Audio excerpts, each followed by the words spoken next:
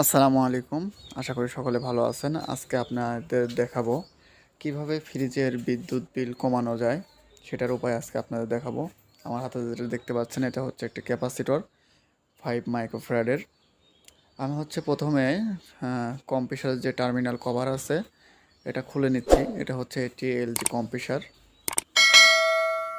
তো বিভিন্ন কম্প্রেসারের টার্মিনাল বিভিন্ন রকমভাবে দেওয়া থাকে। তো এটা হচ্ছে লক লাগানো আছে এবং নাটস ছিল। এই যে সুন্দর করে খুলে নিলাম। এখন আমি এম্পিয়ার মিটার লাগাবো। যে কোনো পাওয়ার লাইনের যে কোনো একটা তারে লাগালেই দেখাবে কত এম্পিয়ার নিচ্ছে। তো এখন ক্যাপাসিটার ছাড়া যে এম্পিয়ারটা নিচ্ছে সেটা আপনারা দেখতে পাচ্ছেন 1.2017 এরকম নিচ্ছে। তো 1 এম্পিয়ারের বেশি নিচ্ছে। তো এটা ক্যাপাসিটার ছাড়া। তো ক্যাপাসিটারটা কিভাবে সংযোগ করবেন ভিডিওটি শেষ পর্যন্ত দেখলেই বুঝতে পারবেন। ক্যাপাসিটরগুলো বিভিন্ন প্রকারের আছে, 3.5 থেকে 8 পর্যন্ত আছে মাইক্রোফ্যারাড। তো আপনার ওয়ার্ড অনুযায়ী যে কম্প্রেসারে লাগবে আপনার ওটা ওইভাবে লাগিয়ে দিবেন। তো এখন আপনাদের দেখাবো কিভাবে ক্যাপাসিটর সংযোগ করবেন একটা রিলের সাথে। তো এটা এলজি কম্প্রেসার যার কারণে টার্মিনালটা উল্টা থাকে।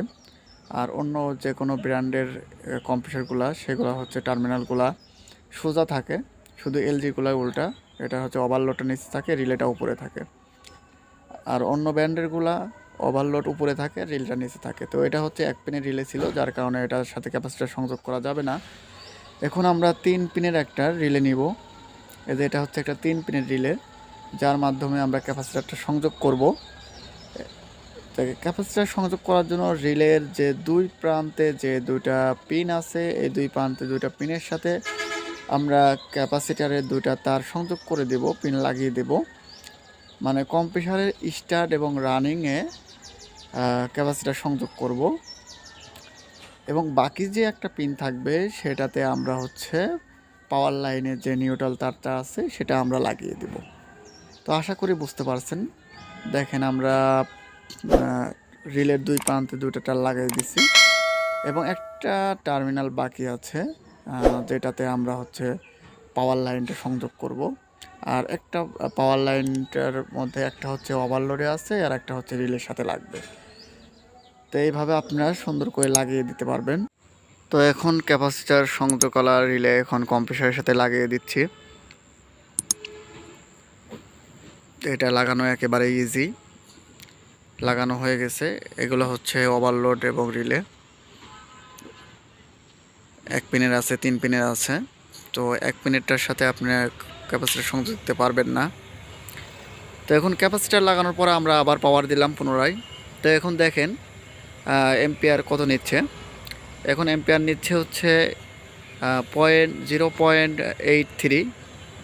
তো আগে নিছিল কিন্তু 1 এম্পিয়ারের বেশি, মানে 1.20।